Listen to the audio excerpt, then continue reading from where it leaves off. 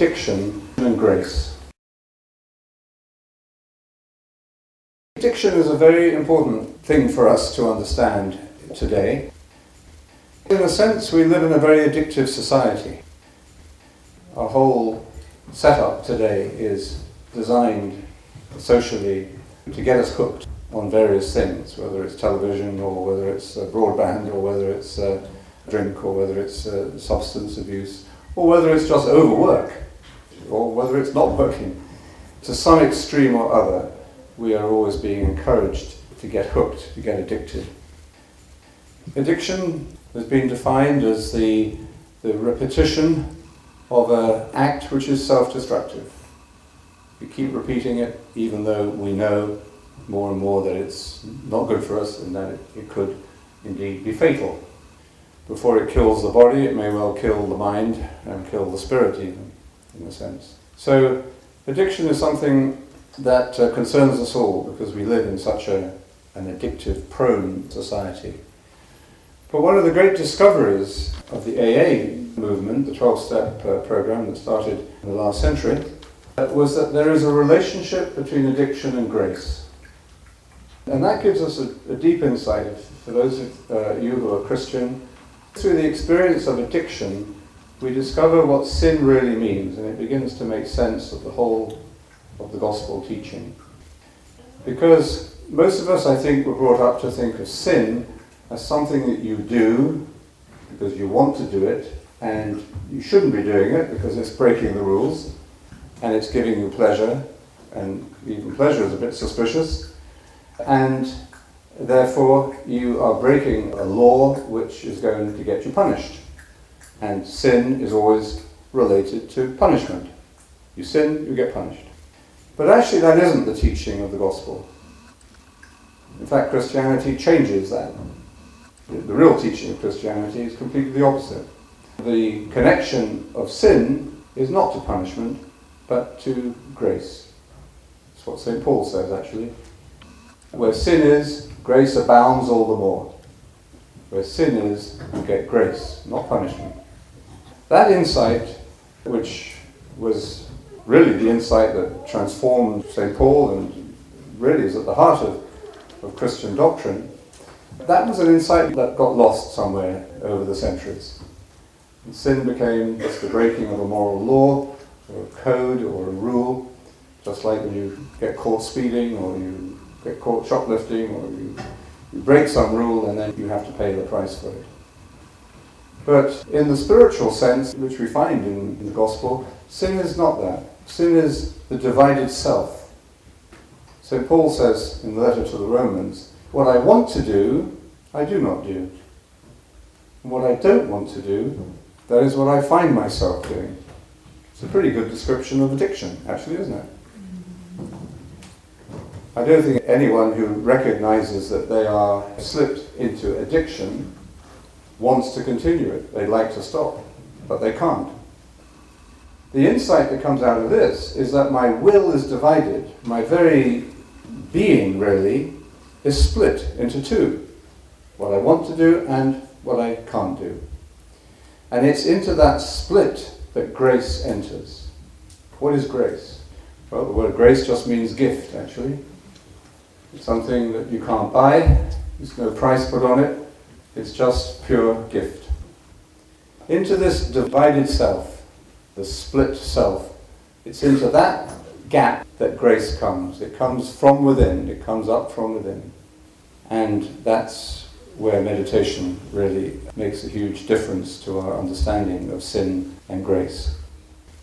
Because we experience in meditation that gift, why is it there? We don't know why it's there. There's no reason for it. But it's there. You can call it the Spirit, you can call it love, you can call it God, you can call it the Holy Spirit. But it is there, and it is given to you. I think the AA, Alcoholics Anonymous movement, understood this, because it was actually founded by Christians.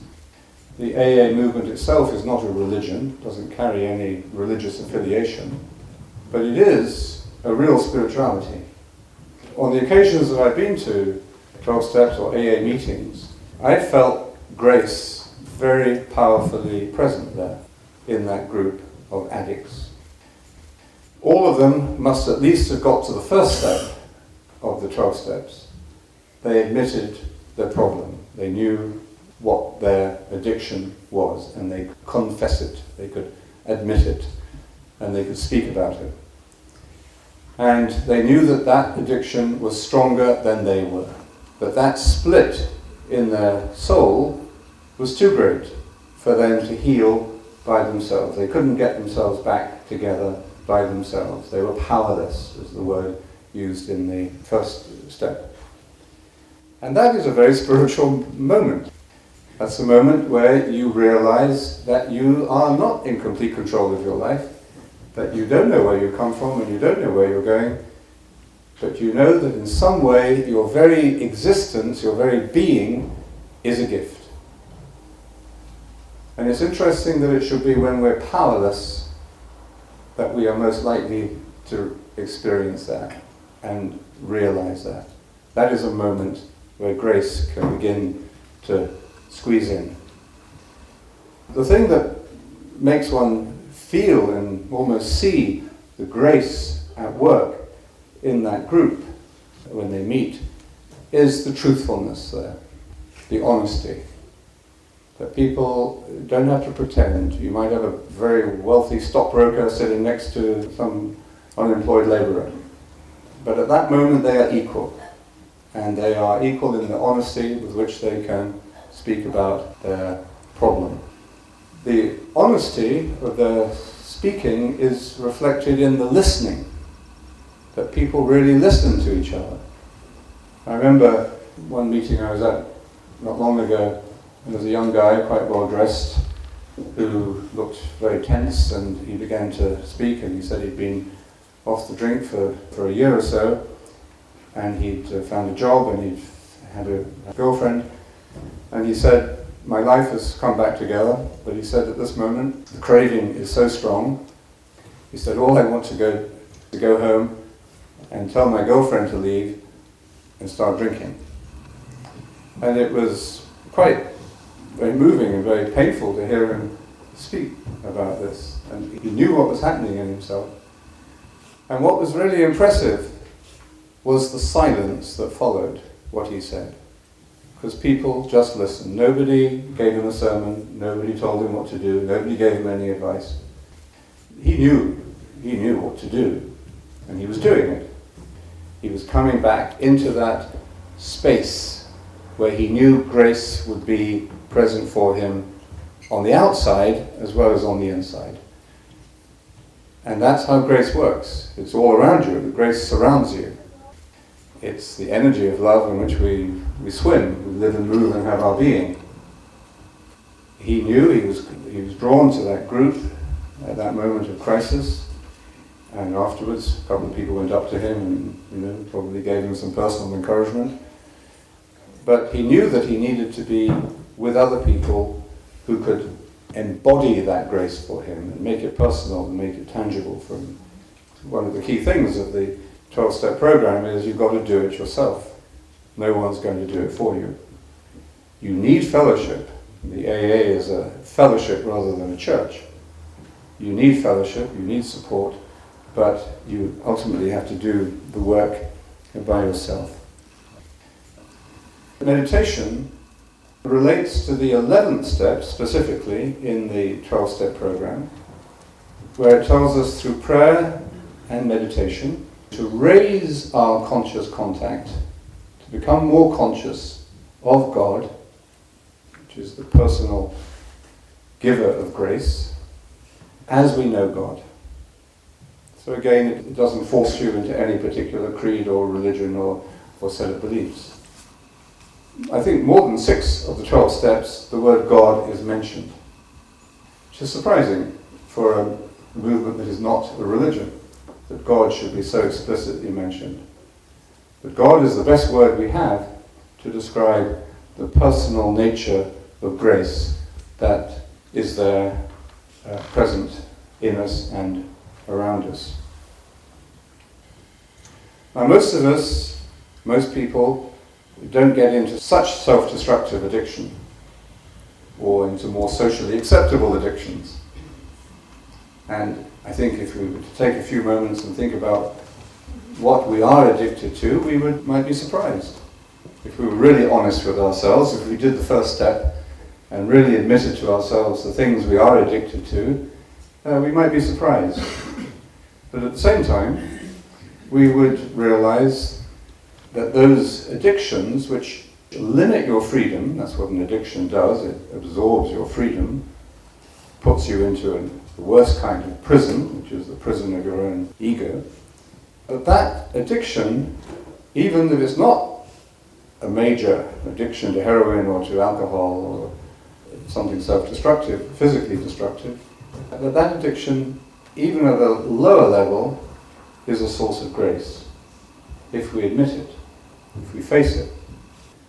And so, for most people, I would say that the practice of meditation is a way of dealing with the addictions that we may not even know we have, but which we need to admit at least, and that by doing that, we expose ourselves, we open ourselves to grace. In the 11th step, it speaks about prayer and meditation. From the Christian tradition, I would say meditation is prayer. It is a way of prayer. It's not the prayer that we're normally trained to do as children. It's not the prayer of the mind. In other words, it's not speaking to God. It's not asking God for things. It's not using the mind or the words of Scripture or our imagination. Those are perfectly valid, good, useful ways of prayer. And all forms of prayer are valid. And we should never go around saying, my form of prayer is better than yours, or you shouldn't be praying in that way, you should be praying in this way. Because basically it is grace, it is the Spirit, and our own needs that move us into particular forms of prayer. But we need them. And a life without prayer is a life that is diminished, it's less than fully human, because we're not open to our full potential. We're not open to our potential for transcendence, or our potential for self-giving. So, one way or another, human beings are wired to pray. And usually, very often, we have to wait till we're in a crisis or an extreme situation before we actually discover that. But again, we don't have to wait till the extreme moment, the crisis moment, till the 11th hour. We can learn to pray. We can learn to open ourselves to this grace, even in our divided self, through the addictions that we have in ordinary life. That would be the smart thing to do. That would be the wise thing to do. It's like paying an insurance policy, materially speaking. And that's why I think it's so important that we do teach meditation to children. Because we are giving them, not forcing it upon them, we're giving them a practice, a method of prayer that can accompany them through the challenges, through the mistakes, through the disappointments, through the ups and downs of their lives and through all the stages of their development. And it accompanies them through their life. That would be the smart thing to do. That would be a good upbringing. If we could all at least be aware of this way of prayer from the very beginning. But most of us come to it later in life. We come to it as much more complex people, and we also come to it after we've been kicked around and wounded for a long time.